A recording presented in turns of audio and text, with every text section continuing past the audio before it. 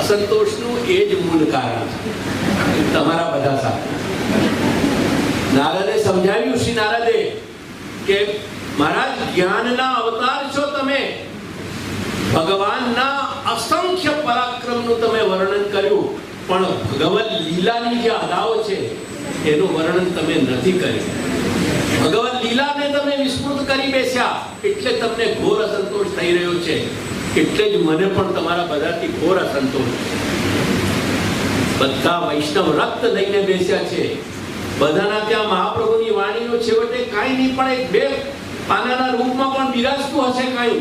બધાને સાક્ષાત્કાર પણ થઈ રહ્યું છે, બધાનામાં કઈ જિજ્ઞાસાની શૂન્યતા પણ નથી આવી ગઈ. આવા બધા કોઈ શૂન્ય કારણો નથી બની રહ્યા. છતાંય જીવનમાં લૌકિકતા કેમ વધતી જાય છે?